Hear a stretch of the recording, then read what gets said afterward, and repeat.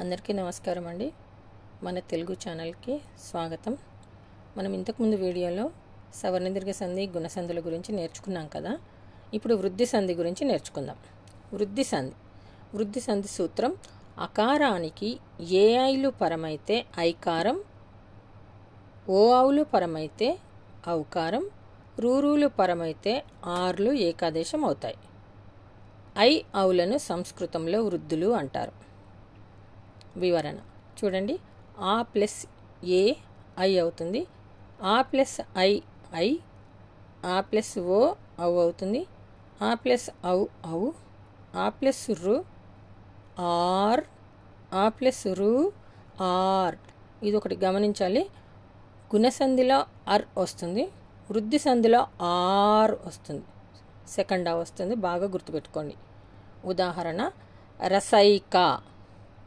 దీంట్లోనే మనం గుర్తుపట్టచ్చు. చూడండి, ఐ వచ్చింది, సాలో ఐ పలుకుతుంది.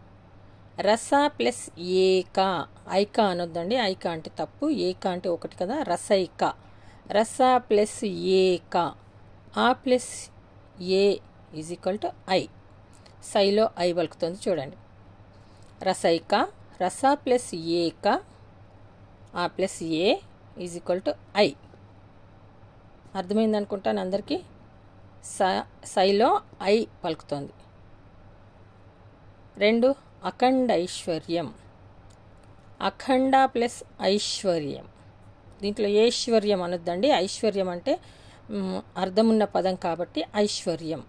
ఆ plus I is equal to I. Akhanda plus ఐశ్వర్యం.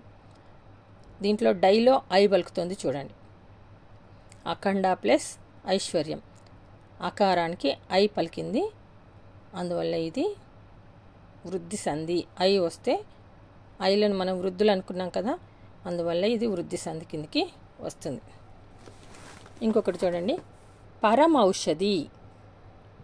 పరమ ప్లస్ ఓషధి, ఆ ప్లస్ ఓ ఈజ్ ఈక్వల్ టు ఔ. మౌలో ఔ పలుకుతుంది. చూడండి, మౌ ఈజీగా గుర్తుపట్టచ్చు. పరమ ప్లస్ ఓషధి, ఆ ప్లస్ ఓ ఈజ్ ఈక్వల్ టు ఔ. దేశౌన్నత్యం. దేశ ప్లస్ ఔన్నత్యం, ఆ ప్లస్ ఔ. ఔ అంటే వృద్ధులు అనుకున్నాం కదండి మనం, అందువల్ల ఇది వృద్ధి సంధి. షౌలో ఔ పలుకుతుంది. అందువల్ల మనకు సూత్రం నేర్చుకున్నామంటే పదాలను గుర్తుపట్టడం సులభం. ఇంకొకటి రుణార్ణం. రుణార్ణం చూడండి, దీంట్లోనే రుణ ప్లస్ రుణం, రుణ ప్లస్ అర్ణం రాస్తే రాంగ్ అవుతుంది.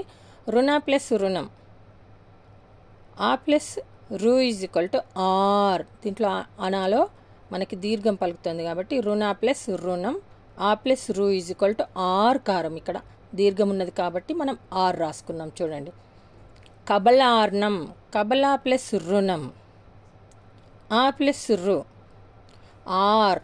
దీంట్లో లార్లో ఆర్ ఆ వచ్చింది. చూడండి, లా అంటే ఆ పలుకుతుంది కాబట్టి మనకి కబలార్ణం.